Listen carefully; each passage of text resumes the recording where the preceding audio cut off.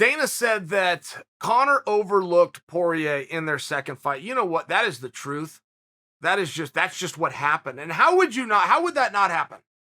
If you put yourself in Conor's shoes, how would that not happen? Try to have a pretty good idea of what this contest is going to be like. When you've never worked out with a guy or sparred with a guy and you simply don't know, you've never fought a guy, which would be representative of almost every match that you've ever had. You're going to come together and here's the day we're going to meet, let alone fight. And then you juxtapose that with a former opponent who you had no resistance from. You're just going to remember that. I don't know how a human being would not, to have a level expectation of what you're about to get yourself into. When it's something you've already done and you had no resistance the first time. Yes, Conor overlooked Poirier, yes.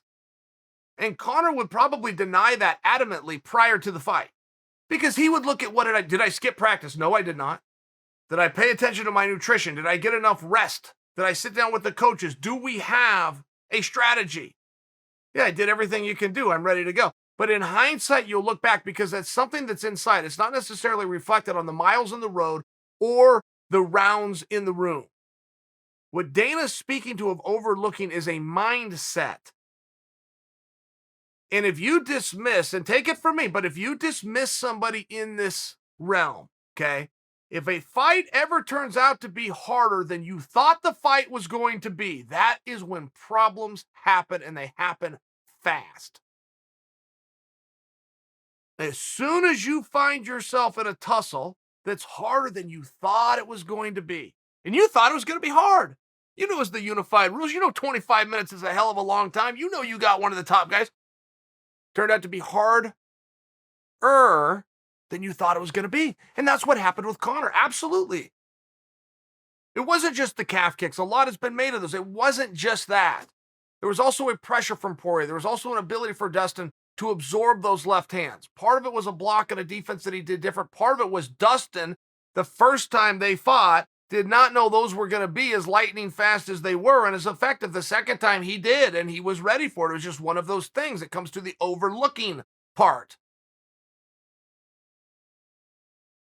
What happened to Conor largely is the reverse of what happened to Dustin. Dustin gained confidence. He gained momentum. He gained steam. He started to see how damn good he was.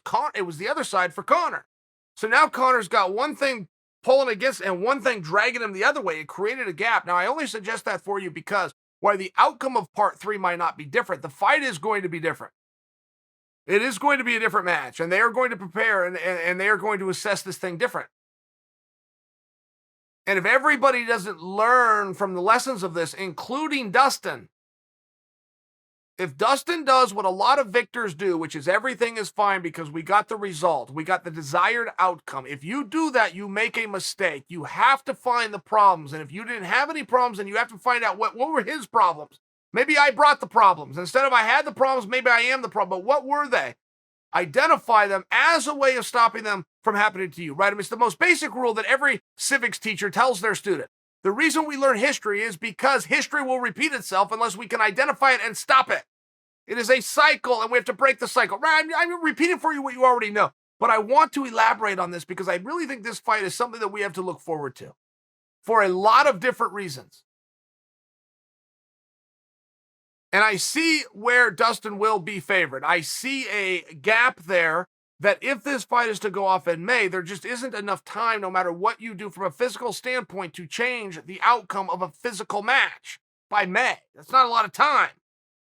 But to speak on what Dana is alluding to, it is a mindset, and you can change that overnight once you identify it.